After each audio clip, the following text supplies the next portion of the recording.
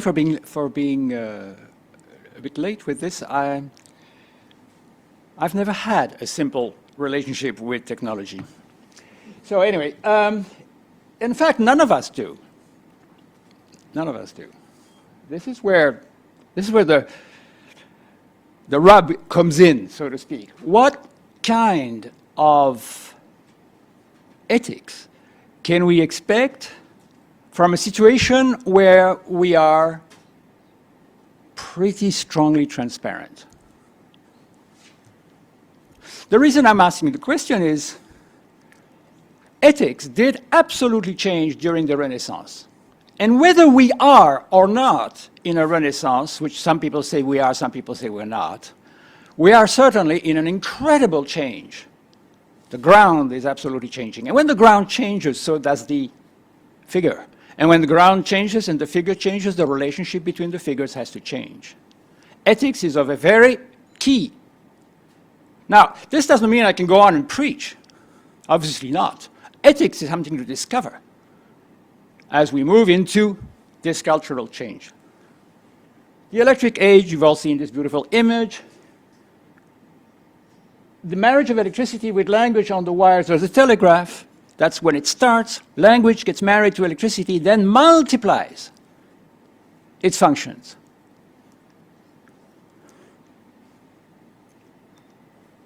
Cultures move, and this is the rub, this is the key, this is our key. Cultures move from opacity to transparency. That's why you have to take the larger look on these sort of things, to understand what is actually happening now. Or at least have an idea, know where to look, which is exactly why I'm starting here. I'm starting with this idea that in an oral society, everybody knows everybody. Everything is known. People don't lie in oral societies. They do now because they've connected with us. We've taught them how to lie. But in an oral society, people, what they say is true. That's it. So they're transparent. The moment you bring in literacy, you introduce inside yourself the controls of language, and you cease to be transparent. You can start lying, which we all do abundantly, whether we, do it on purpose or not. Oh, there it is. So what's happening in our culture is of that exact dimension, the dimension of moving from opacity to a new transparency. And there's nothing we can do about it. We can't reverse that trend. We can't reverse this unless we stop. We pull the plug, yes, of course, then the whole thing starts again. But as far as we're concerned, as long as we're into social media, and I could also limit myself there, and big data, we are in a situation of radical transparency. These are the three eras, courtesy of hard work by Christina Miranda, who did this for our book.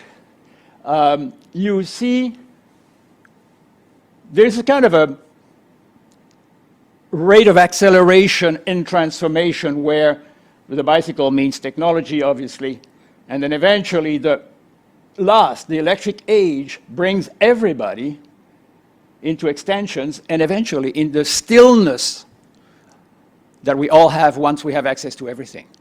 The stillness of the Buddha. Social media and big data do give us this kind of... Now, wherever we go, the world goes through us. We don't go through the world anymore. But here's the problem. That was the time when opacity was coming in, and the question was to extract from the inside of the body of the man that was tortured in the name of God the secrets that this person was holding. What happened with Prometheus? The same thing before. With Prometheus, it's the fact that he knows the future of Zeus that protects him from being eliminated completely. He contains a secret. And this was an enormous threat to religion, hence the question, hence the Great Inquisition.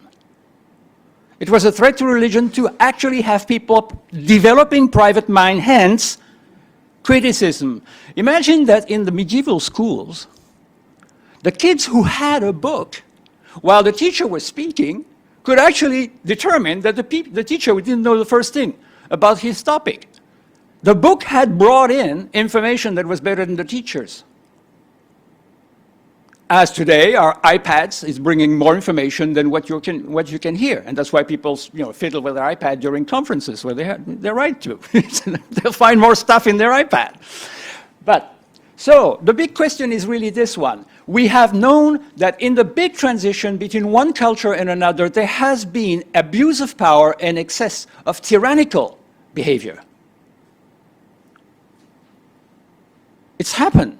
200 years of religious wars. We forget that it happened because the printing press has suddenly given so much freedom to the individuals that they represent a tremendous threat to the established order. So what we are looking at now with Snowden's revelation, with from WikiLeaks all the way, what we are looking at now are the intimation, not of immortality, intimation of surveillance. This is the new Inquisitor. This is the Grand Inquisitor today. Big data. Oh, okay, everybody talks about big data. It's the buzzword of the time. And anyway, buzzword create cultures. This is one that's been created by big data. But big data is serious. It's a change of paradigm in the history of the development of the internet and of the digital culture. We've been obsessed with networks, social relations, social media, interaction. This is fine. This is a great thing. We go through this as a culture to this time of reflection on what's the basis of what's the ground of our behavior, let's say. Now, this is a change of paradigm because instead of being just a matter of connection, it's a matter of comprehension, understanding. It's the varieties of cognitive approaches we can have with the information that's around us. It's a very new, jump. It's a leap, literally. And one of its rules is the answer does never exist before the question. In the history of media, we would rely either on wise people in an oral culture, the answer was in their head, or on paper and archives, or film. The answer was somewhere. The issue was, how do you get there? In the case of big data, there is no answer at all. It's a bit like quantum observation. You just, boom, bombard your question and you've got an answer. So the answer is created by the question. So what's the really great issue then in education, for example, is to create questions. I tell to my students, big data have arrived. You want to become rich and famous? Develop apps. Develop apps that use big data to actually spread around what it is that you could do with those things. And the configuration are absolutely endless. So that's an education principle. We'll come back to education, in fact. Example of what big data can do. I love this one, and that's you have to tell you, but because it's so sweet. And it shows the kindness also. Big data is not just a threat, it's also a promise. So what is this? This is I think it was 2012, I think. I don't know. It doesn't matter when it was. What it is really what's the key. It is the big data sussing. It's a big question. The question was, what is your, via Twitter, what is the average American's wish list for the new year? Do you have New Year's resolutions?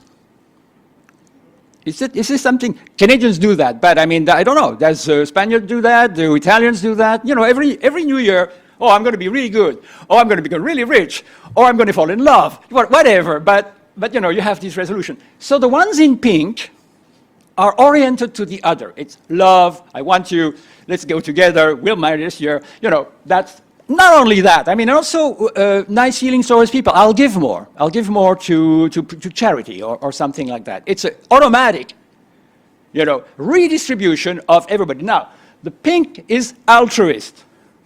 The other two, the blue and the green, blue or mauve and green, are self-serving. The green is dollar, money. The green is money. I'm going to make more money. Or I'm going to pay my debt, or whatever it is. And the detail's worth it here. I'll quit drinking. That's a lot. And I'll exercise. But these are self-oriented. Okay, well, you know, it's the simplicity, the banality of the evidence that I like in this particular example, because the complex ones are incredibly, you know, they are being developed now. And imagine what cognitive input that creates in a culture. What cognitive challenges it gives to our children and to ourselves. So that's why yesterday I was asked in an interview whether I thought we were ready to become smarter. And my answer was, depends where, but by and large, we are getting ready for a situation where we cannot do but become smarter. Simply because the challenge is there, the tools are there. The relationships are there. It's totally amazing. So identity, I'll go fast on that, but all I wanted to say, these are all sources of identity that you can find. This is an old slide I have, but I just wanted to show it because what I want to say is we're back into the eye of the medieval god. The medieval god always knew the state of your soul.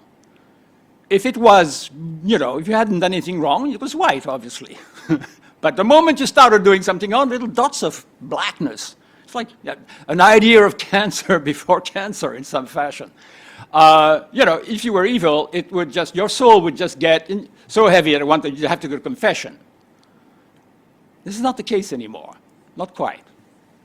But we have the eye of the medieval god in that putting all this data together creates the same kind of illusion or impression of power. This is the definition of the Electronic Frontier Foundation, which clearly is really on top of it.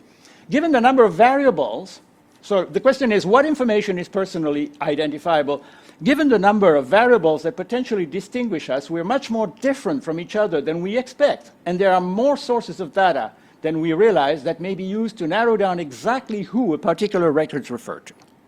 The simple example being, and there was a fight between the government and Apple on this, the simple example being that whether you use your iPhone or not, you're being traced anyway.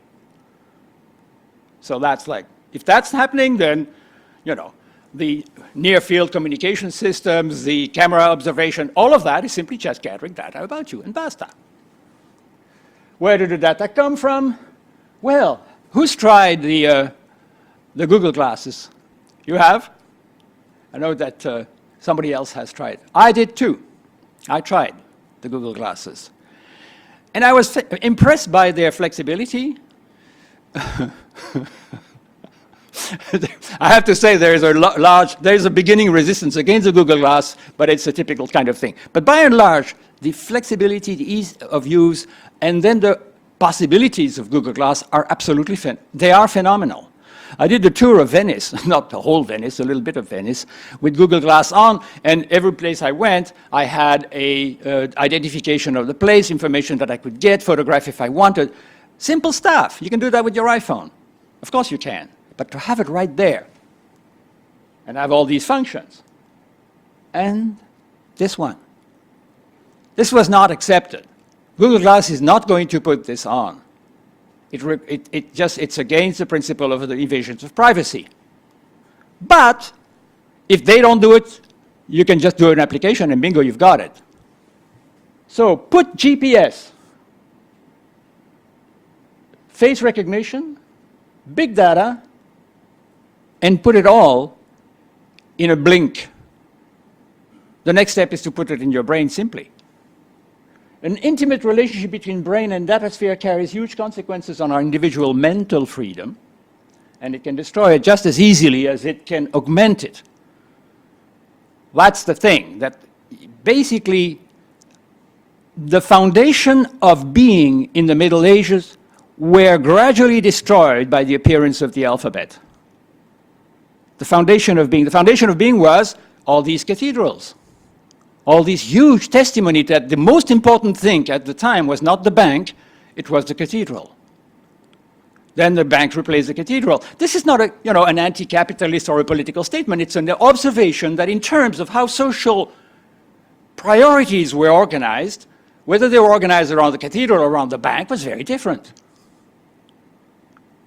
And then to say nothing about the complete transformation of sensibility, also within the family, within the government. So we have this thing, how we occupied the net, digital identity mapping, expression. These are all the stuff that is already it's allowed. It's legitimate. All this it's being legitimized by the fact that people don't really care about whether or not they are being traced in that sense. Expression, publication, profession, reputation, details, opinion, hobby, certificates, purchase, audience, avatar, knowledge. All of these have their choice of access, hence of presence of each one of us. This is 64 different varieties of things which have credit, employment, government relation, education, health, communities, online. All of that stuff, 64, again, legitimate source of information about us. Here is a technique that follows your phone. As the target phone moves from tower to tower, fewer and fewer potential co-travelers remain, so that's how you can actually see what kind of group formation are being done in case you're tracing potential terrorism, or whoever, like the kid who dropped a bomb in the marathon in Boston, they discovered them by using such technology. So we now have active practice of this sort of thing. These are, of course, all the big informants, all the databases that are created. This is PRISM, which of course is the question that Edward Snowden raised. It's the fact that there are people who in the United States would like to shoot Edward Snowden on sight shows that we're not out of the woods yet. There are lots of people, even the last Wired magazine has articles saying they showed Snowden holding the American flag on the cover of the magazine, and then there were reaction of the authors, of the readers of the next magazine. And half of these people said, it's a very moving picture, and I'm so happy that he has this feeling. And other people said, this guy should be extradited and judged and executed. That you have that division of sensibility in a culture, it's schizophrenia. We're into high time schizophrenia regarding what are our rights, what are our obligations, who are we? New anxiety, police, thieves, government. Anybody seen Person of Interest? You haven't. It's an American series. By the way, American series are becoming a lot better. They try harder, they compete harder. They have to deal with a lot of competition from the crowds. So they do a very good job at making those series. Well, Persons of Interest is based on an idea that there is a machine that was created by a genius computer hack for the government of the United States to protect the United States against terrorism. So that the United States uses the machine for anything that might be a question of terrorism, but they realize that it's much more important to use the machine for everybody and prevent murder or mishap within the country. And so I've seen probably 36 shows. Every show is different. And it reminds me of Étienne Souriau, the French drama critics, who are saying there are only 68 possible situations that you can actually put on stage. 68? No, there are many, many more. These kids are inventing incredible amount of new situations in which we could be. In any case, the machine uses the whole electric system to communicate whatever it is that you're looking for anywhere in the city. But that's not the future, that's the present. It's just that the machine hasn't been centralized yet, but it will. So the Persons of Interest is very, very much, and again, for good use, for good reasons too. Health reasons, safety reasons, forms of control that actually are meant to help you, business services, whatever. But what are the harbinger of tyranny? Well, for example, here's one for you. What happened to me 4 weeks ago, or 5, I can't remember exactly, but I use Flipboard. You know who used Flipboard here? It's a cool, very cool, it's very quick. If you're in line, you're waiting for something, you just flip, and you get all these news that are contemporary. So in one of these occasions where I was standing in line, what do I see? I see that Google and Apple are competing, or rather have both introduced encryption systems to protect the data of the users of Google and Apple, and particularly Apple has also put an encryption against its own tracking. In other words, no more communication with your private phone number, which is absolutely unique in the world, and any kind of data gathering.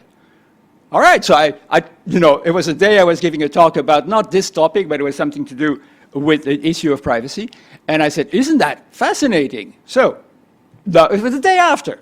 So a man at the end of the conference comes up to me and he says, hey, where did you read that? Oh, look, we'll just look at it together. I pull out my computer, this little thing, and I look for this agreement, this thing. It had disappeared. So in 24 hours, things on Flipboard just don't disappear. It has been taken away. That was my intuition. What do I discover 3 weeks later? That in fact, there has been an argument between the FBI and Apple and Google, and the FBI has said, take it off. So we're on that course.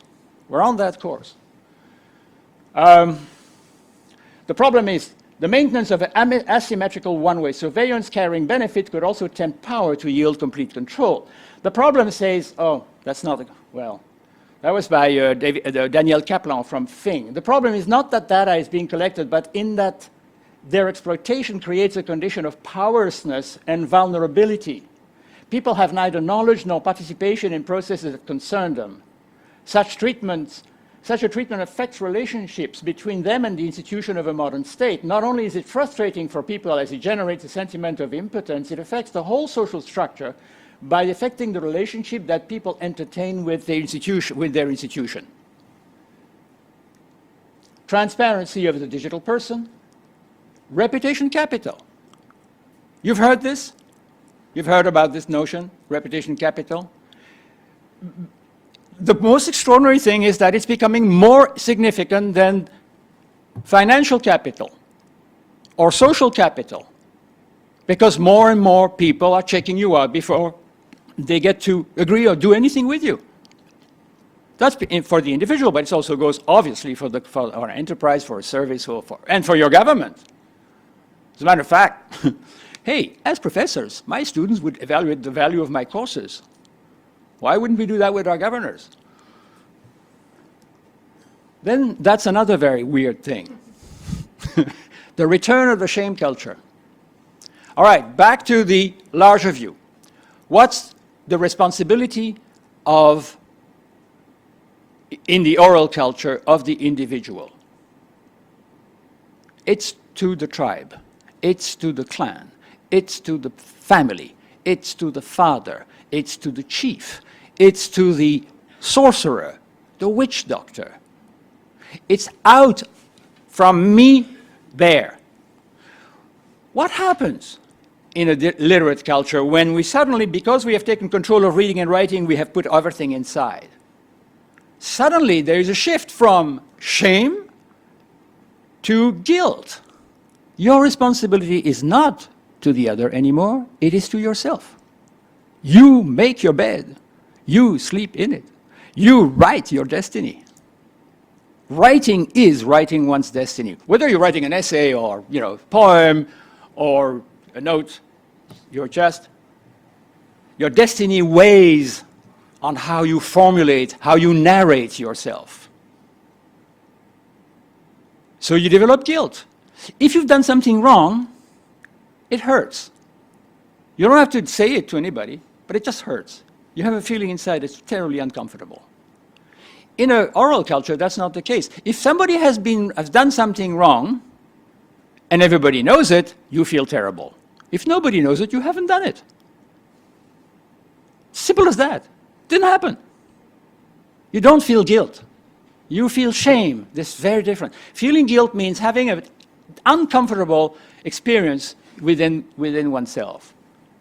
So why do I say the return of shame culture? Because of reputation capital, because more and more things that could be known about you are actually going to be weighed against or for you.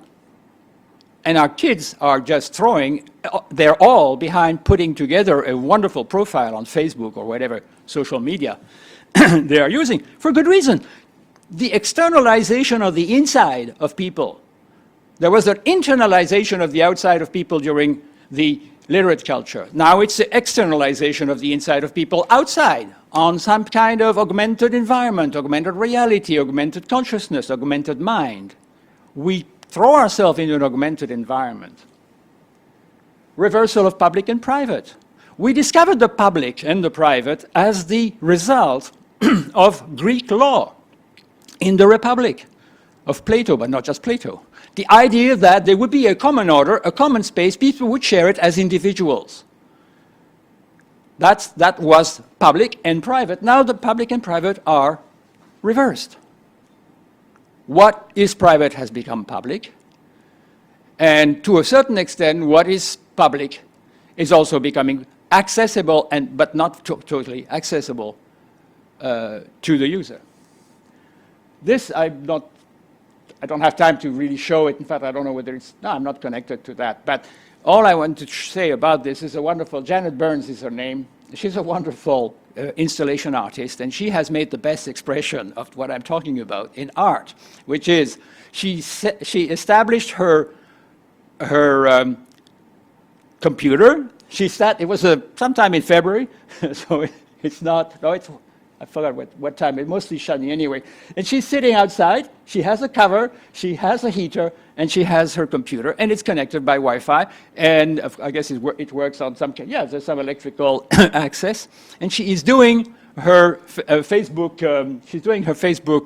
chat while people are going by the street. People are simply just going by. Most of them don't care don't bother. You know, it's always, you don't want to engage. Many people don't want to engage with the artist, right? So they go by. But eventually, some of them sort of, say, well, what are you doing here? She says, well, since if anybody has access to my conversation on Facebook anyway, anywhere, why shouldn't I do it in my bedroom? I might as well do it in the street. So it's kind of sends a message of a certain level.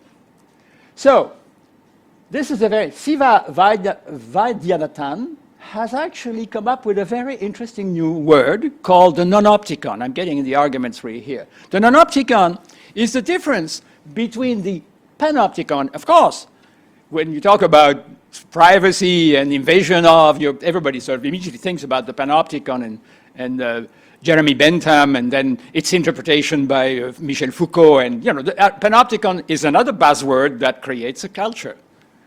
But he says it doesn't match today's realities. And he proposes nonopticon because he says, in the panopticon, people know that they know who is surveying them, they know why they're being surveyed, they just don't know what could be the consequence, but they know what's the institution. In our case, in the nonopticon, one never knows whether one is being watched or not, by whom, and in what detail. The term of the surveillance remain unknown. I think it's a good metaphor for the kind of difference there is between the omni-surveillance and the focused or pointed surveillance that is a panopticon. There is an absence of context. This is by Charles Nepote, who also works for Fing. Our experience of life in society taught us a number of cultural codes thanks to which we behave according to whom we talk to. Who am I saying this to? How many are they? Are they friends, professional relations? Can I say this to Y if my relation to X has changed? But these questions don't have any more relevance in the absence of context that the internet creates. It's the different perspective. There are three types of decentralization.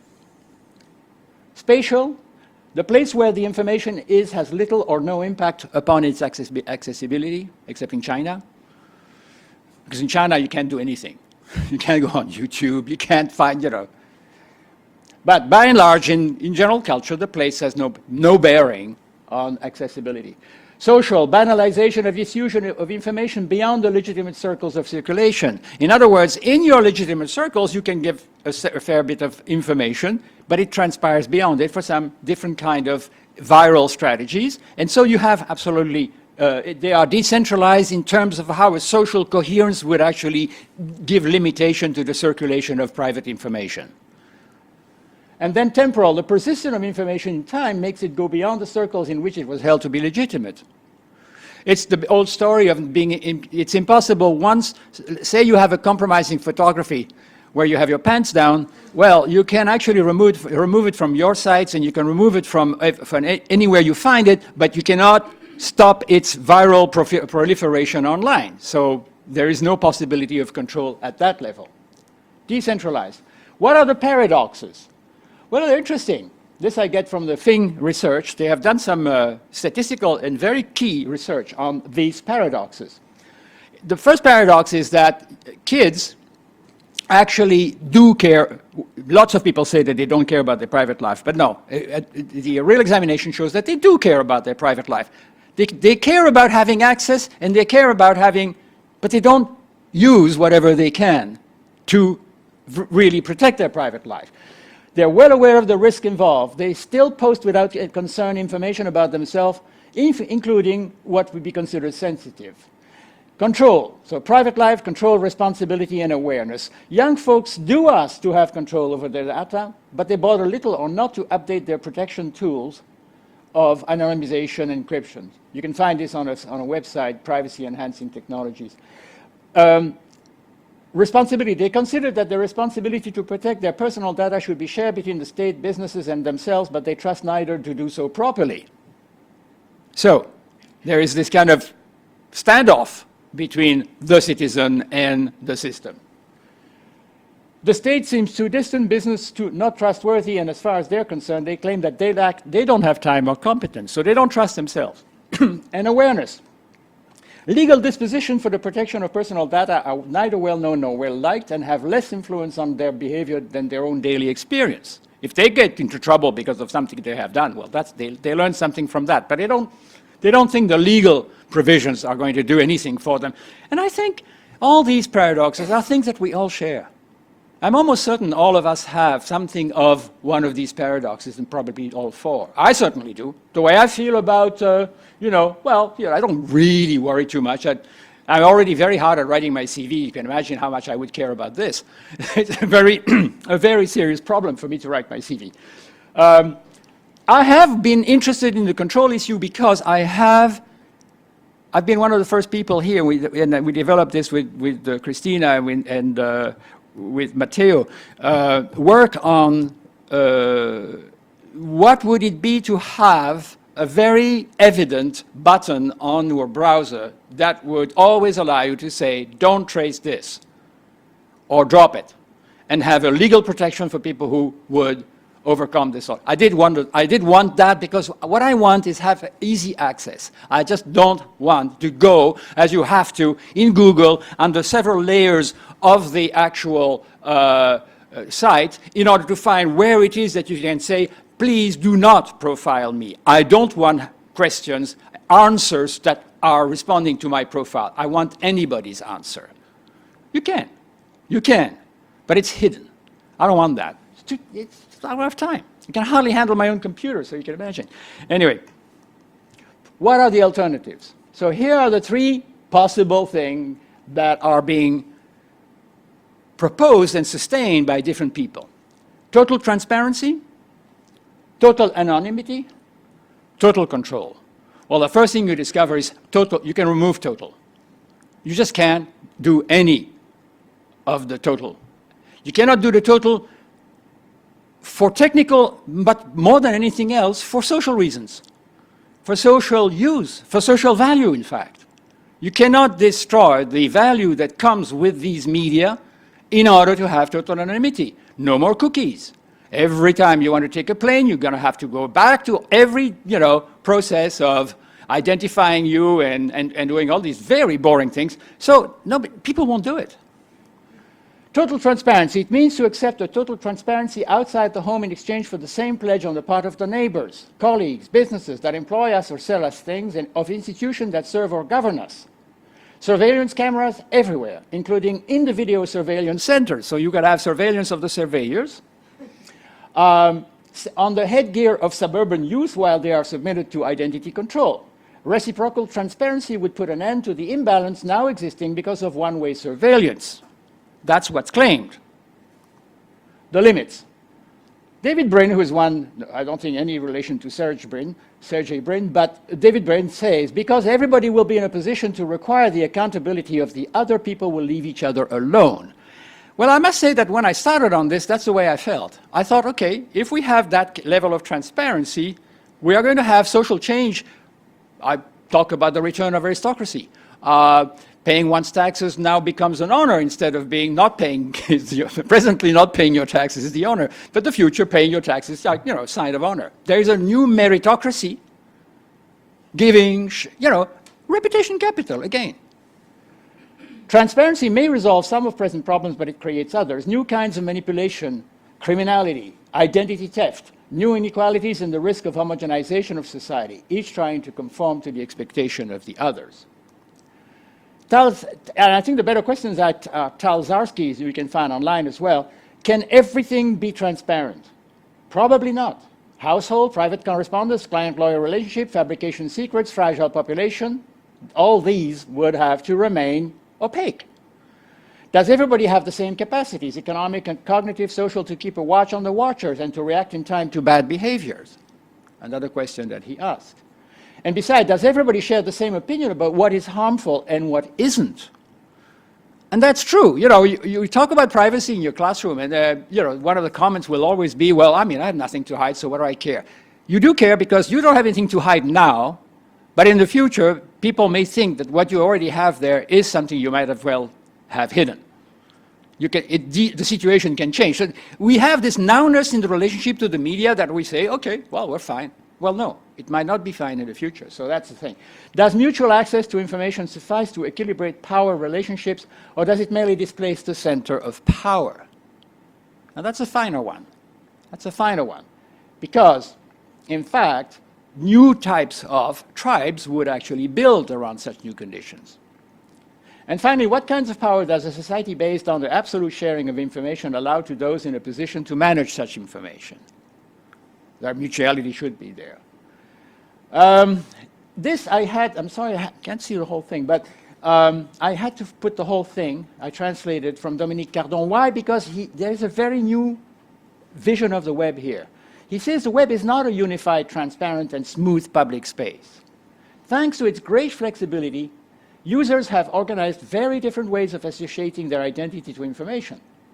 The internauts also have learned that some things must remain hidden in the obscure and closed zone of the web, and that other could be accessible in intermediary zones, in chiaroscuro, where although public, they would remain so difficult to find that they would acquire a kind of semi-clandestinity.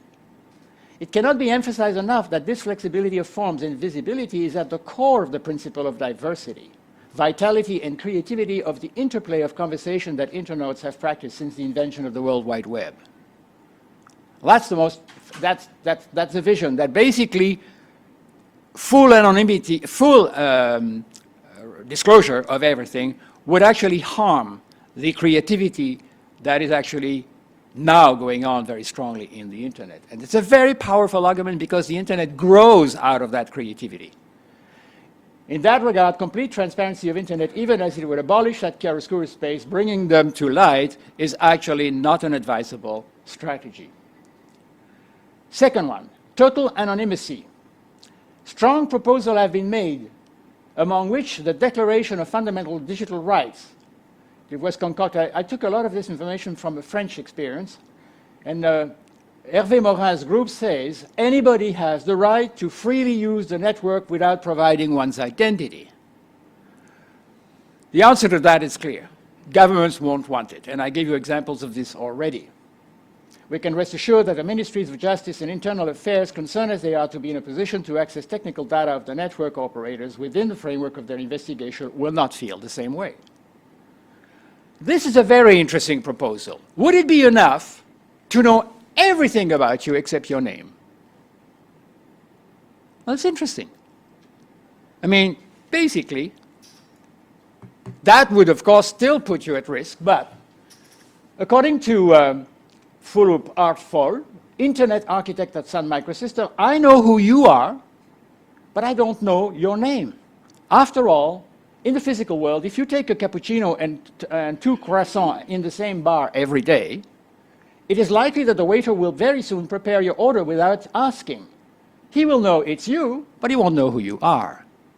Of course, with all the, you know, commérage and cha-cha, he would eventually know who you are, especially if you live in a small town.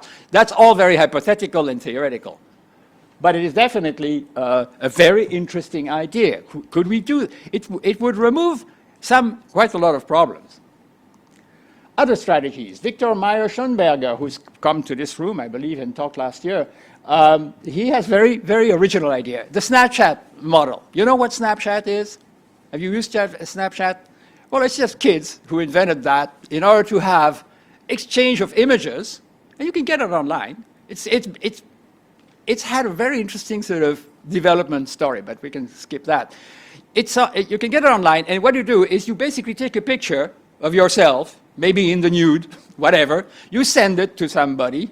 It goes only to the somebody you sent it, and then within 10 seconds or 20, you decide how long the picture disappears. So you send your traces, but you erase your traces as you move along. Only kids could have thought about a thing like this. But they did, and it was a very big success, obviously. So Victor Meyer-Schönberger thinks, well, why don't we do that with our data? And he calls it the rusting, information rust. You know, our mind rusts. We don't remember certain things. My age, particularly. So what happens is that, you know, eventually there is some kind of disintegration somewhere in your mind of what it is. You don't necessarily have Alzheimer's for the case, but you basically, the thing goes away. He suggests that let's do that with information. Let's have gradual, you know, it's very sweet. It's poetic. I don't know that it would work. The guerrilla cyber warfare is to burn at a distance by zapping it, the RFID that are around. So there is a guerrilla tension. There's also a group of people, and in fact a trend, and among those trends there is the active, you know, hackers who are hacking for the protection, and people who can burn at a distance the RFID that's, for example, presented in some goods in a store. Firefox actually is one of the bravest of the browsers because it is constantly trying to protect us from precisely. Firefox, I think Google to a certain extent too. Do no evil actually remains practiced by Google, and Google does resist government interference. It really, you can see there is a tug of war between Google and the government. So they have to keep trustworthy. Their reputation capital depends on having a strong democratic stance. Whether they really apply it or not is another story, but at least giving the illusion that, why? Because people want to entertain the illusion that we are still in a non-tyrannical democratic situation. So they have these things like track me not and squiggle, which are different techniques. One of them is they basically ask all kinds of phony questions so that they hide the real question among the phony question, give you phony. It's a very strange kind of strategy. I didn't quite get it, but anyway, go and check it yourself. Control, that's the third one, right? Complete ownership and management of all personal data. This is Article 5 of the French Constitution, Déclaration des droits fondamentaux numériques, Declaration of the fundamental digital rights. And that's the first line. No one can appropriate the digital data of another without free and aware consent. Wow. Go and apply that. But the fact is, the principle is there, and it's a good principle. I believe in that. I think it's absolutely, it should be that case. There should be a fair exchange of one's data on the basis of one's control. How about a right to access and retrieval of personal data? That would be one of the first things you would want in a new culture. Right of access, right of rectification. I mean, you know, it's been, I haven't got the evidence here, but it has been shown and proven that the average information package that you have accessed about yourself is full of mistakes. It's full of mistakes. You say, well, you know, but just go to check your own stuff on Wikipedia. You know, the inaccuracies that happen about whatever, you know about yourself. It's happened to my own page. I mean, I don't care. I don't want to change it. It doesn't matter. But the point is, it does happen, and it happens all the time, and it happens also with the businesses that actually entertain with each one of you by their advertising, particular kind of profiling of who you are and what you might need. They can be very wrong. Right of use and reuse. Right of use, right of distribution. I should be able to send that to somebody else. Use and reuse, well, it means actually use for my own information, but reuse to put in different configuration. Ownership. Ownership that's the big legal issue. Ownership. It's different to have the right to access and do all that, but to be owner of one's own data is quite a tension in the discussions around these things. Each person would have the right to examine, recover from businesses the information pertinent to him or her, and eventually sell it to the best offer. That's the rub. Sell it to the best offer. Imagine that suddenly, McLuhan said that in the future we would be paid to read adverts, to read advertising. He's half right about this, but this is even more. Suddenly your readership of whatever it is going to be for sale. I didn't translate this, and I'm sorry, it's just I sort of realized this right now that I hadn't done that. But in '83, the Federal Constitutional Court of Germany censored the law on how do you call it, recensement, census, the law of census that the Parliament had adopted at unanimity. And this is what they said: the criterion to apply is the right to the free development of the personality of each. The value and the dignity of the person, founded on its free development as a member of society, is at the heart of hierarchies that have been established by the Constitution of Germany. The individual does not possess an absolute and limitless right of control on his or her data. Personality, his or her personality is based on the exchange that develop at the core of at the heart of society. The information, even with personal character, reflects social realities and they are not exclusively associated with the individual that is concerned. Hence, revealing data that you think your own might actually harm somebody else, so you don't have an absolute control, a possession. Faced with the tension between individuals and society, the fundamental law has chosen to legislate towards an individual that is tied to the community and limited by it. That's an interesting kind of variation on thing. So what I think all of this is good and strong and valuable, and we cannot do without all of this that I'm saying, but what we really need is a reversal of opinion, attitude, and conceptualization of the whole question of privacy, transparency, identity, and all the matter. And what it is this, and it's also shared by my French friends. Do we imagine protection with or against projection? Back to the kids who put their profile online, they actually do so without training. They do so according to intuition. And they probably do so in a very good way, many of them, no problem. But that's projection. To what extent, see what happened when the Renaissance occurred, what happened that people had to learn to become individuals.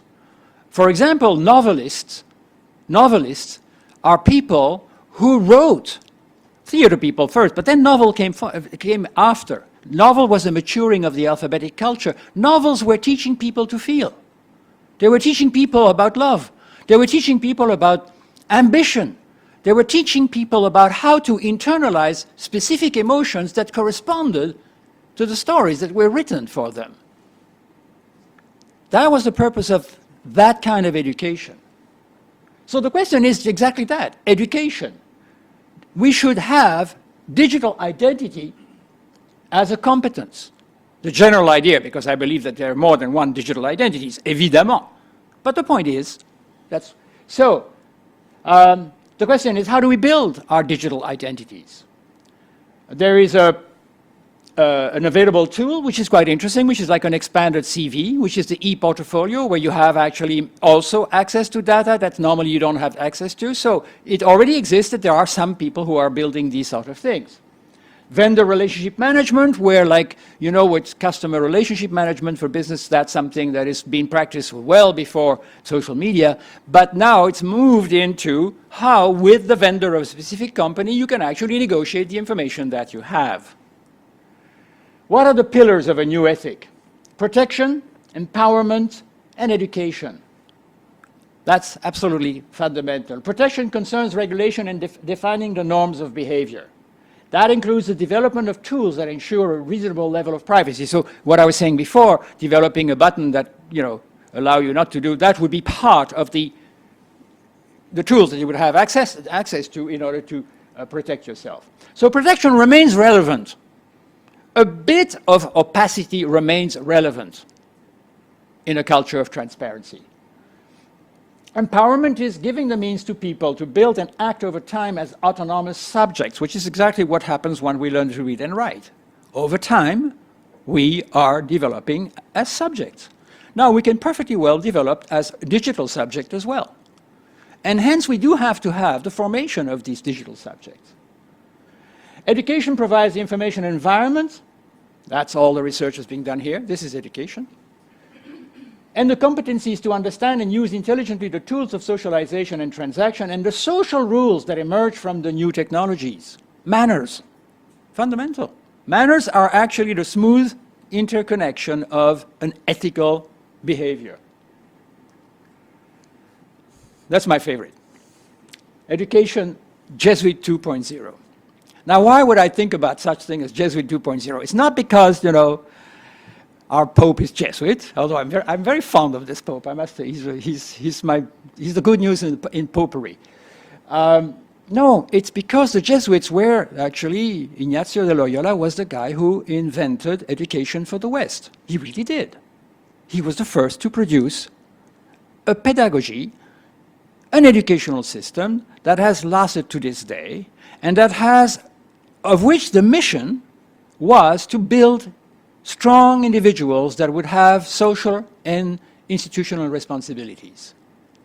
Make persons out of them. Make them read. Make them act on the stage. Make them have debate. Give them the rest, the history, the geography, the geometry, and all the stuff, the mathematics that you need to have.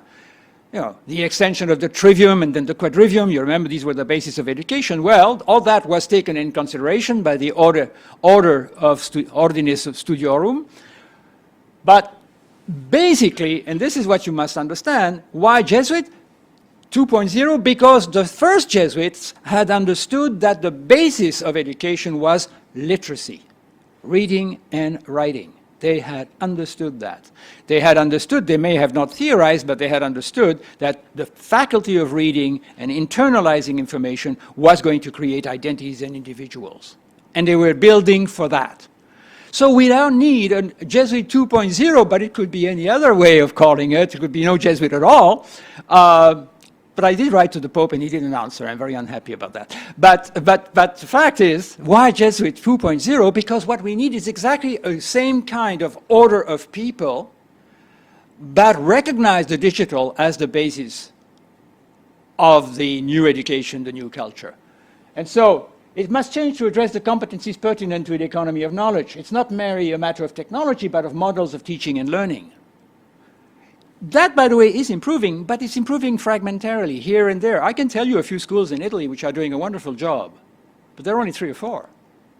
All the other ones are doing nothing at all. So that's why you need something which is like a much bigger push than what is happening right now. Young people must develop skills that serve collaborative work. That's the other thing. We're still educating people one-on-one. That's not the way it should be. You should get the kids to work together. I mean, not here, the example is not here. Here people actually do work together, and that's exactly the point. But most of the situations, pedagogical situation, people just don't, you know, you have exams, like ridiculous exams, a one-on-one situation, and people are just based on something which is really naive. But human skills, reality of collaborative skills, they don't have it. The wealth of the country and the per capita income is undoubtedly related to the diffusion of connectivity, but clearly too to the level of instruction. So that's my educational plea. What are the elements of a new ethic? They're very ancient. Sharing, transculturalism. That's not very ancient. Transculturalism is new. In the old days, tribes killed each other. care of the environment, ungrowth. According to Serge Latouche is the priest of décroissance in France. And then the question is a new aristocracy. I mean, the aristocrat, the traditional aristocrat, is not the best person, is the person that does good. That's the person, the power of being good, power of, and not excel, but power of being good socially. This is absolutely the beginning of it. It very quickly gets tainted by entirely different kind of social contacts and all kinds of different historical events. Clearly there's nothing to be, we don't want the return of the kind of problems that we've had with that, but an idea that people would actually, because everything is known about you, you might as well behave very, very well. Now, there is a danger to that, which is conformism. We've got to have a kind of a sort of a para-fascist situation where everybody not only would be tuned by what's known about him or her, but also geared and controlled by what public opinion was actually going to be spread around them.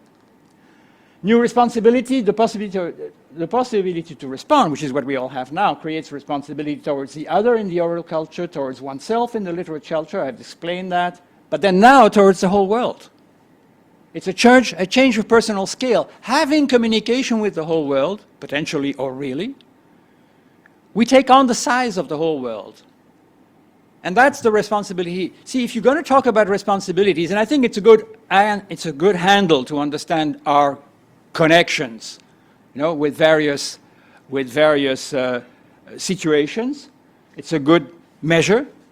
Then the responsibility today, and we can see it. People throw stuff in garbage cans in, you know, classified fashion. More and more, it's minor, small. It's weak signals of the future, you could say. But so there are these things, this predisposition towards being more respectful of the total environment. But what there is also is more and more sense of the need to respect also the happiness of other cultures and its harmony, particularly in the very, very strong times of trouble that we are now caught into.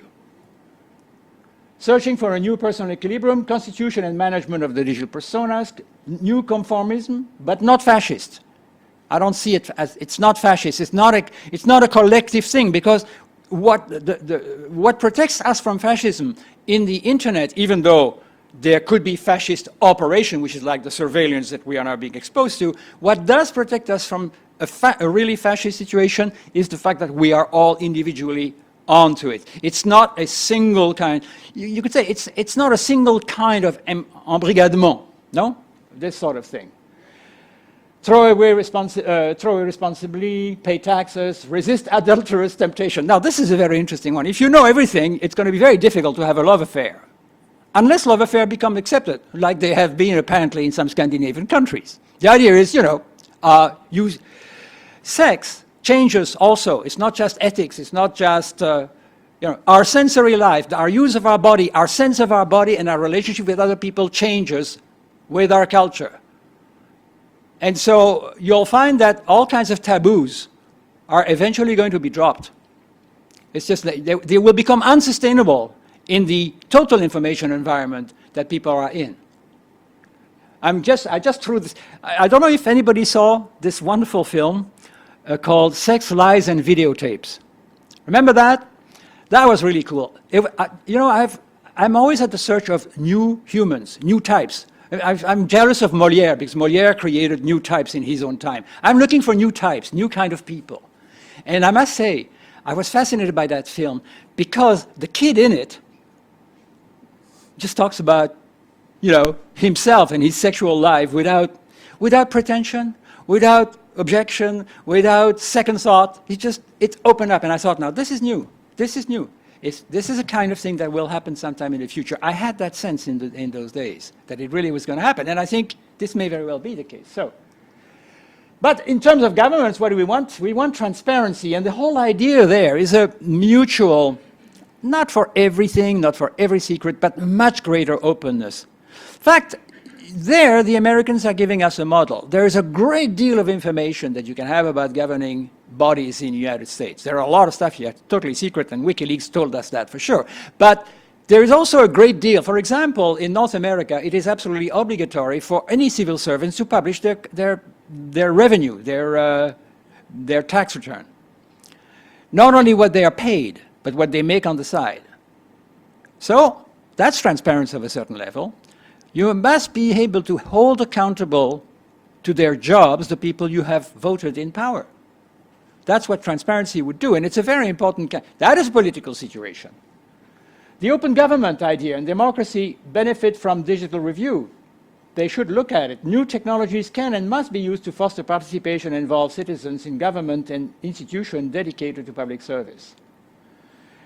Open government is still too distant from European policies and concern. Basically, it's going to happen. It has to happen.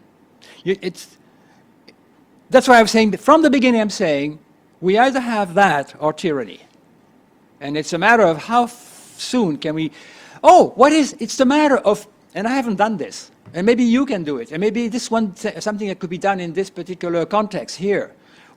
What arguments and what cohesion could you put together that would have enough power to legitimate or rebellion or institutions? Legitimation is humans have a fundamental sense of justice. They may be too lazy to apply it all the time, but when enough is enough, they do rebel. And when they do rebel, they need an ideology, and they will use it. What is the ideology of, what's the ethical, and I don't know it, I'm just saying, what is the ethical thing that we need to promote, develop and promote in order to avoid the tyranny that we have seen examples of? Transparency, and this is my last slide, transparency will define the future of ethical behavior. We've seen it's not going to be total, but that was a technical aspect. But the actual civilizational aspect is that now we are entering in an era of transparency and not anymore in an era of opacity. So in the future, people who do not do their share for the community, such as paying taxes or making grotesque amounts of money, will be considered as will not be considered as winners, but as social losers. You can see a complete reversal of a value system. Right now, we have people who make infinitely more money they could ever use in their lifetime or the lifetime of their grandchildren, and it makes absolutely no sense at all. It's a disease we should consider as a disease. It is a disease. It's a social disease. And in certain countries, it creates cancer. Naples is a cancerous city. Naples is tortured by its dirigent institution. I know Naples very well. I've been there for 10 years. I want to write the tale of two cities one day and compare Naples to Barcelona. I don't know that there's no corruption in Barcelona. I'm sure there is, but it actually is handled. In Naples, it's not handled. Here you have a social consciousness. You just look around. There is a fantastic innovation in public space, fantastic humor in it as well. There is a fantastic sense of order as well in a city like Barcelona. And when you compare Barcelona and Naples, they have the same resources. Naples has much more touristic resources in the area of Catalonia. But that's a very, very strong difference. I know, as we were hearing yesterday from Semi Ryu, our Korean contributor to the book we have just launched yesterday. She said, in Korea, joy comes from deep grief. Freedom comes from profound grief. McLuhan said that behind every joke there is a grievance. So there was a point there. But what she said was, it is only when you have had to deal with so much hardship that you can just rise and fly. And this is what Barcelona, in some ways, is giving me the evidence of. I'm not trying to flatter this. I have always felt this way. I've been very often between the two places, and I can't get over the fact that out of a social order that functions, you can actually create one of the world's capital. And if you don't have that social order, what you've got is the absolute mess of an almost third world city. So that's what I'm talking about. I'm talking about a sense of what is happening to us that would lead to a response to the kind of threats that are presently looming in the actions of various kinds of governments. Voila. If there are any questions, I'd be very happy to entertain them. This is completely work in progress. You can imagine there's lots more to talk about than that, but at least setting some of the grounds of what is actually being thought and discussed in this particular realm.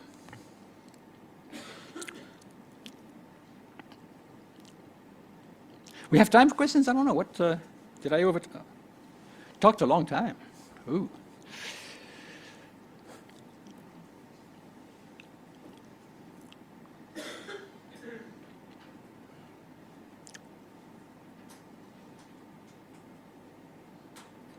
This was a course. Oh, there's a question. Laetitia. I have two questions. One is, which is the role of trust? I mean, in our society, there is a big role of trusting institutions, government. I mean, the water coming to our houses, etc. We trust in others. Yes. And in this moment, we are acting as if everybody was good. Mm-hmm. I trust Google, I trust Apple, I trust many persons and institutions. But transparency seems to me that mistrust. I mean, puts in evidence that it is not so easy. Mm-hmm. Both parts of the relationship. Which is the role in this new culture? It's a wonderful question. And you're absolutely right. Trust is one of the big players in the present situation. My concern about where we're going is also supported by the fact that the trust is now... Banks have to rebuild trust. Banks have to rebuild trust. They do. And whatever happens in any kind of crisis management is not very often well handled. Governments have to, you have to rebuild trust. The difference, for example, how Katrina destroyed New Orleans, Bush did nothing, but Obama immediately, he saved his second mandate by going to, I forgot what was the problem, but he went right away there, forgetting about all. There was 12 days before the elections, and his popularity in the polls were down. Okay, he used the big data too, so he's pretty clever with that. But let's say, by doing that, he reversed public opinion in 12 days, and he was re-elected. But nobody thought he would be at the time before this happens. So the idea of trusting institution is essential, but it is fragile. And so the people, but I love the suggestion. I think it's something to add to this, this work, is to just talk about the role of trust, how far can we take it? By and large, the disaffection of the voting population at times of elections actually show us the level of trust that the government has in its institution. They are too bored or too tired to get out of bed and go and vote. And so you find that more and more governments are elected with a minimal popular vote because people don't go to the polls. That shows that they don't care anymore. There was a time when you cared a lot more than today. That can come back. That all depends on a kind of... I think what you want from your leaders is not only respect and doing their job and competence, but also love for it. I love mayors who like their city. Renzi may absolutely love Italy, I'm sure, but he did love Florence when he was mayor of Florence, and he was trying to do the best for it. Hopefully he's going to do the best for Italy, but it doesn't look very good for the moment. But I mean, that's the point. There must be a sense of passion to public institutions and public responsibilities. It should come back, a re-enchantment of it. That's what I see. I mean, it's not all bad news, it's not all misery, but trust is certainly one of the good news. If you can restore that, and of course, you know, let's not forget, Laetitia, that trust here is reputation capital as well. It's based on the reputation capital. And you have another question? No, she has a second. My second question was, which is the role of small communities, not individual and big society, but let's say the new tribal, you know? The tribes, the electronic tribes. Yes, electronic and are many associations. People is linked personally with small communities which act as new cells of the society. Yes. Not just the family or individual and big society. So which will be the role of small electronic or personal? There are any number of configurations, I think, that actually can help in these matters. I believe, for example, that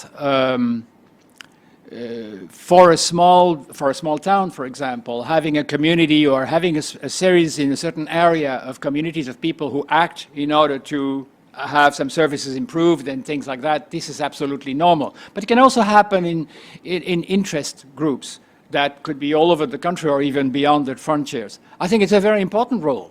It is the future. That's another one. It's a future that's given to us by connectivity in general and social media in particular. You can exchange so much pertinent information in a given group via Facebook or Twitter or various media. They are very important. You can say that they are organizational and they are also pressure groups. They are pressure groups who make their will known. There's one wonderful example of this, which is called WikiLeaks. Anybody heard about WikiLeaks? Yeah, some people who have been here before have heard about the stories. Is well worth telling. Wiki is not wiki. Wiki is the short name for Victor in Canada.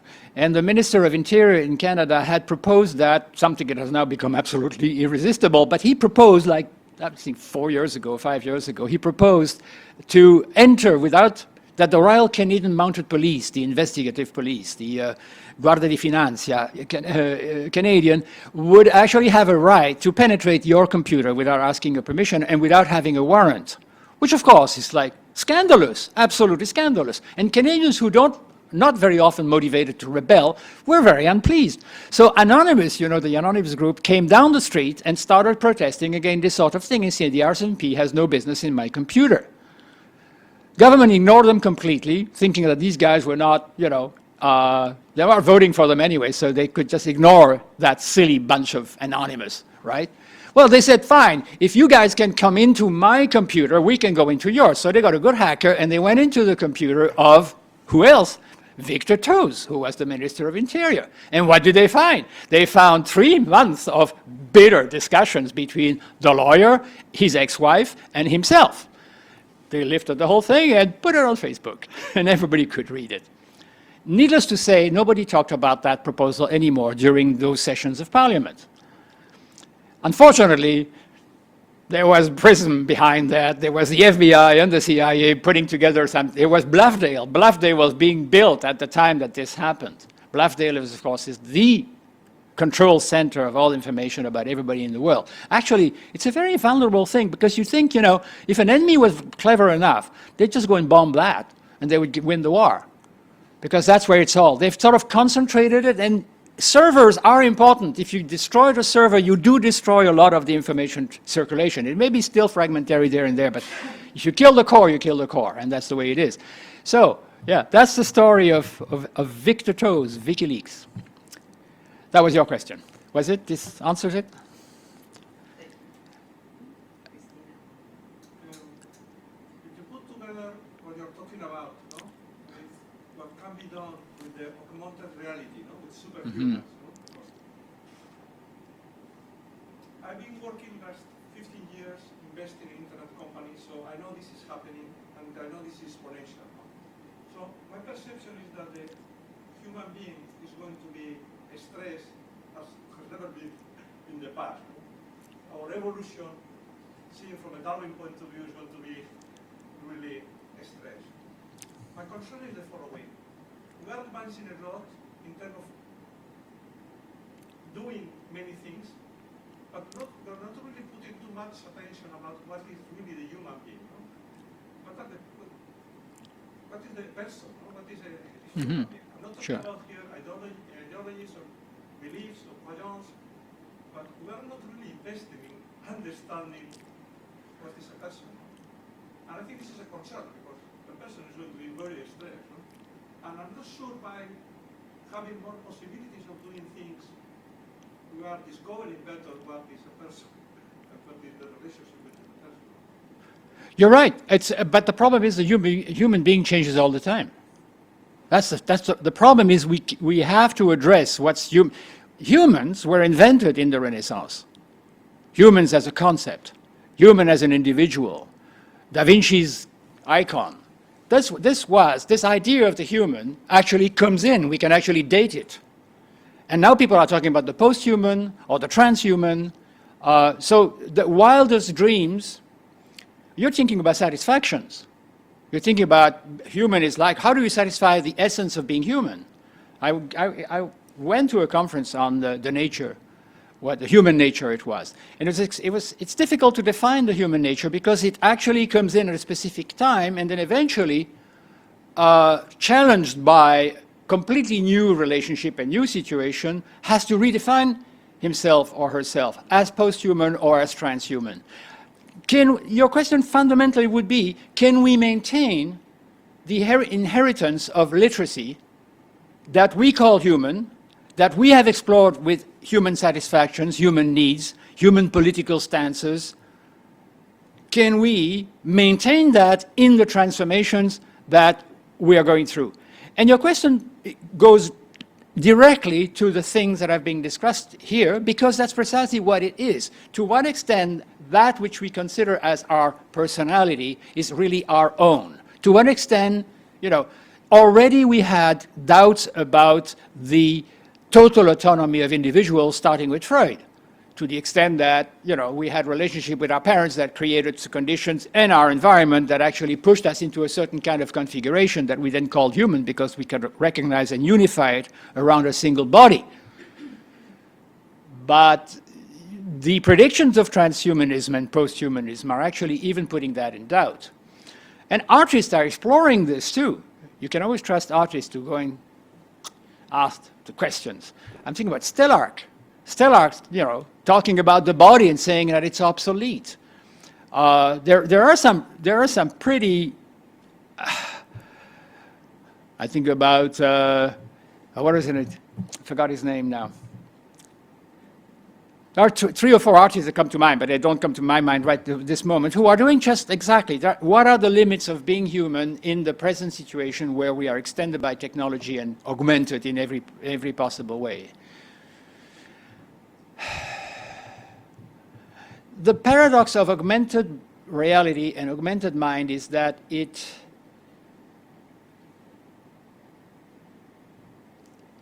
all available with a private entry, but it's all available to everybody at once. But which each private, and what defines us, this is why I call connected intelligence connected more than collective. What defines us is our connection. It's how we, and that remains that dimension of human that you are seeing. So I protect it too. I don't like collective intelligence at all. I call it connected intelligence because it's almost a political attitude on my part that you should recognize the individual in spite of the, Leviathan that's happening.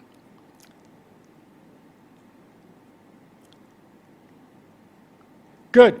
Oh no, more. One, two. Go. Well, you were first. Just one question about exactly about the individual or the person, the role of this person in relation to surveillance. Because I can observe that I'll repeat the question because you're not very loud, but go ahead. Because each person is always being turned into a surveiller. Yeah. It's a capitalization of the surveillance system. So it's so spread. Mm-hmm. It turns each one of us into a kind of small surveyor of Spies. a network, a spy of the friend of whatever. Yeah. Social media is happening every day. So for this, it's also necessary to develop a new kind of ethics or a new kind of awareness or literacy, because we are not even aware of our own behavior in this, our role in this field. That's right. Right? And I think if you don't start on ourselves, you cannot even ask governments to do the same. It's like we are not separate from the whole.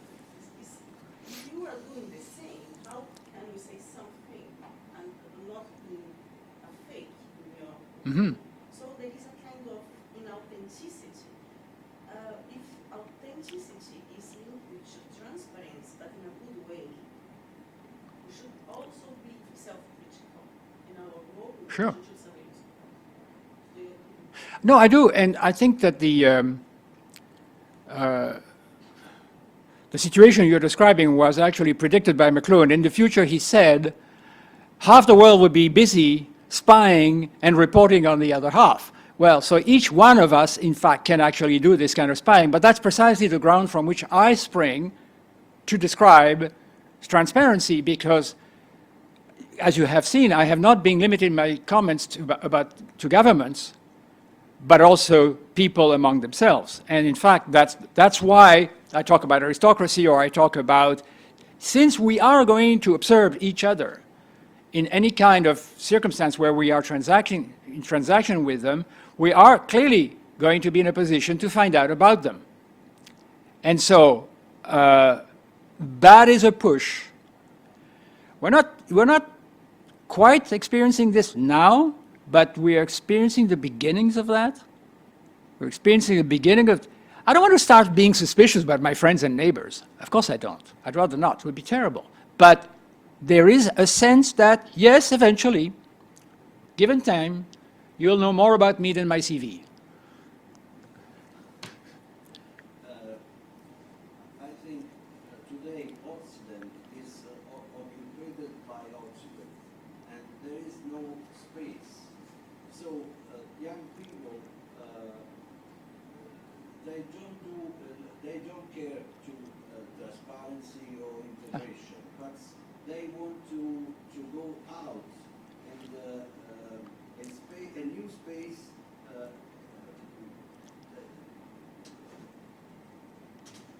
kind of externity. Mm-hmm. And That's a good point. I'll explain that, yeah. they don't want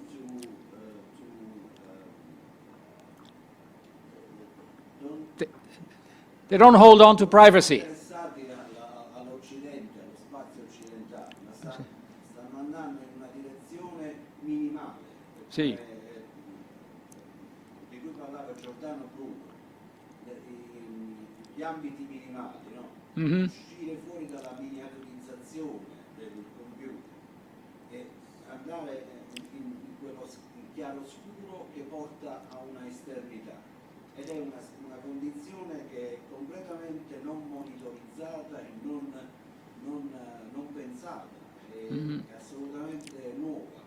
So I have to translate the Italian, but it's a very good suggestion, obviously, and I have to say that Gaetano Mirabella, as a collaborator of our book, has provided us with a very strong philosophical background that really describes a very new situation that he calls esternity. Not eternity, but esternity. The fact that there is a definite out there, a constant out there that young people are striving to belong to, as opposed to being inward-oriented as they would have been limited by literacy and reading and writing, where they would develop some kind of internality. They are minimally anchored into that dimension, which continues to be maximally spread into that externity, where they operate without being out of control in many ways. That's the point. And I think it's a very good observation, and it's true. This is one of the things we have to observe about the changes of behavior of people. And we're not quite there yet. I mean, that requires research to actually substantiate it. But in fact, the experience that you're describing leads people to say privacy is over. Mark Zuckerberg said, why bother with privacy? We don't need it anymore. Because he says, when I started creating the Facebook, I never believed at that time that people would be that free with their information. Now I have had to come to the conclusion that they don't care, which is only half true.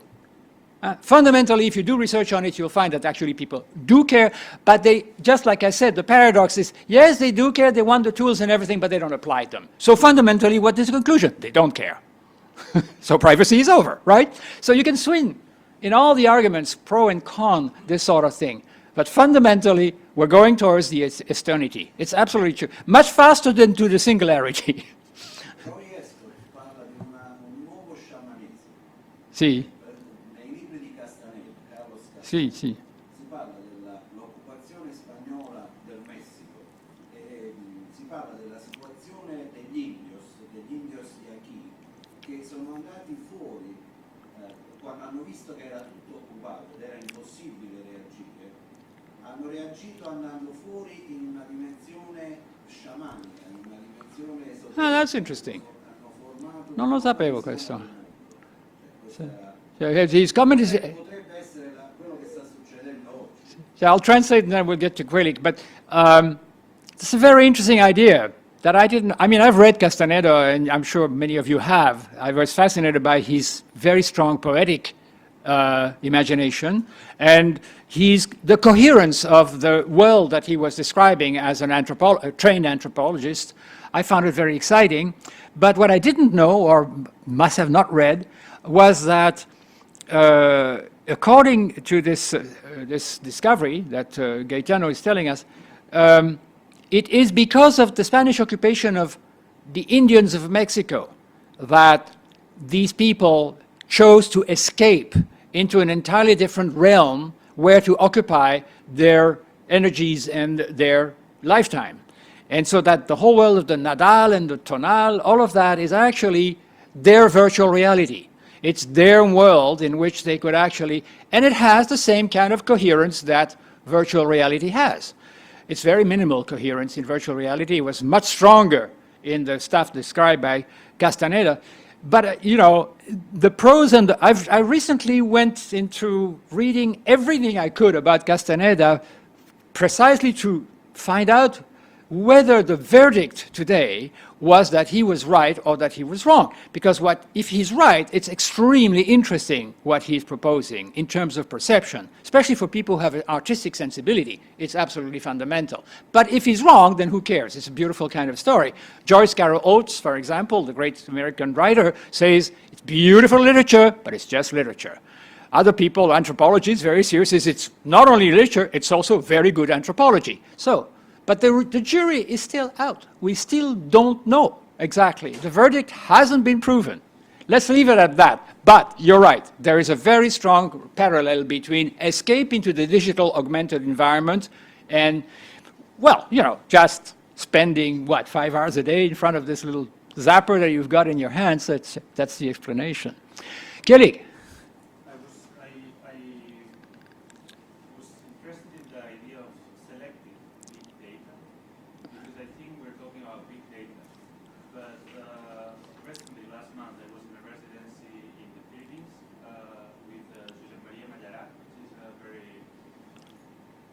well-known Catalan for researching on ecology issues, and he was talking about cosmovision, different cosmovisions of our world. It was extremely interesting. One slide he showed that he was showing that 90% of the biodiversity and the languages in the world are concentrated in a 10% of the Earth, which is not at all the rich part of our planet. And it's not at all tracked because it's part. Many languages are not even written; they are only spoken languages. Many biodiversity are not even controlled or physical. They are kind of controlled, but there's no. It's real life actually. And I find it interesting because big data is not everything. True. And I'm concerned about how we people living in Barcelona. I've been 1 month in meetings with 7 people, and I came back yesterday, so I'm really shocked about how many people it's around. How many people in Barcelona is totally aware that even they might not find something on internet, it still can be existing today? I mean, 50 years ago, we were, of course, like, you don't find it on internet, it's not there, but of course it exists. Mm-hmm. If today I'm looking for an Italian book in a library through Amazon, through Google, and I don't find it, I'm not that sure, as a youngster, that I would really struggle to go to Italy, to a specific place, to the library, to knock the door and say, excuse me, is it possible that you haven't put it on your digital database? or it's really not existing. And I think today people is not striving to do this next step to prove. So if that is happening, it means big data is also being a big filter, not just big data, Oh, yeah. but a filter of quantifiable information, and in a way a filter of... No, not just quantifiable. If it were just quantifiable, I would say, well, all right. No, it's correlatable. It's cross-reference. That's the issue of big data. So you don't need, from big data, you may have just one unit there and one unit there, put them together, and bingo, you got something new. So it's not quantified only. Quantified is just one measure of a information pertinence. It was discovered by an Italian, Marchiori, who created the page ranking. That was the quantification of the number of people interested in the same topic. He created it to create the first social medium, didn't know that, didn't realize he was creating the most important search engine, and so became the fortune of Google. Page ranking was what? A quantifiable addition to definition, relation, association, connotation, denotation, quantification. These were the three kind of cognitive approaches to this. So, but what you're saying is quite serious, because it is acting as a filter. It does also act as a filter. But when I said, you have to accept, and I should have made that point before, that when I said era of big data, that's what I meant. Big data for me becomes the fulcrum, the place where everything else, it's not all. Actually, you could say that the Twitter analysis I showed you about the New Year's resolution of Americans, that's not your classical big data. That's just big, putting together information that was available. It's just, but what it does say about big data is this kind of interesting configuration of question that bring out the thing. That's the point. But hello there. Oh, that was the last one. In any case, towards a new definition of human family. Yeah, I'm very fond of McLuhan, you've probably noticed. So I like to show this, because in terms of what we are discussing, this is a very powerful statement. It's one of the most beautiful that he made. Yes, very quickly, just a pop-up about big data, because maybe all of you already know that there is a very nice exhibition at the CCCD, data.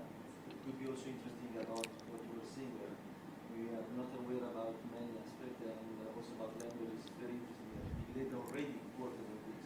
But my question is, when we speak about big data, we already started this discussion, so maybe it would be interesting just having a very short take on this. We speak and we spoke usually about structured data.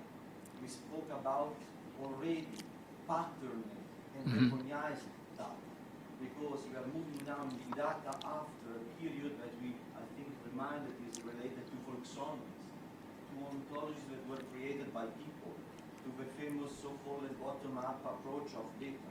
Now, with this kind of information of the world, we can exactly track a lot of data. We perfectly showed us a lot of possibilities, but in this sense, we have hierarchies that already predefine this kind of thing. So now my question is, where we are moving now, not in terms of let's try to forecast the next steps, but let's try to understand how we can get transparency from something that in this moment is still under the sort of hierarchies, because big data does not belong to people in this sense, but this is my position, not only mine, but it belongs to companies. Telefonica can create big data, Caixa can create big data, staying in the data activities. So we have a lot of possibilities to track and foresee data and organize data, and we are only producers. But when we can have a sort of reverse, so we are not a lot speaking about how people can use big data or imagine how to collect and obtain something from this concept. Okay, we're speaking about the concept, it's just a little bit data, but something is changing in this sense. I have this kind of doubt where we are going, because from folksonomies, from the concept of long tail, where when one person can give information about this book that Kelly was searching in Italy, just an example, with big data we are not going on in this direction, we are changing the aspect, the ratio of this aspect, coming back to a sort of hierarchies. No, it's interesting that when you use the word structured data, there is the much larger quantity of unstructured data, but that's in a way what I was saying at the beginning. The unstructured data are there, they are connectable. Once they're connectable, the question you ask is not a previous question. It's not something that actually, it's new. And that's where I see the interesting part of the big data, that unstructured data that's still not hierarchized, and still not connotated, still saying, you just want, well, a very weird example was a research on what proportion of people who ate Oreos in the United States would actually get to the top of the class. The fondness for Oreos, Oreo is a cookie that is just unedible as far as I'm concerned, but adored in the United States. And so there was a research using big data of the consummation of Oreos in a university.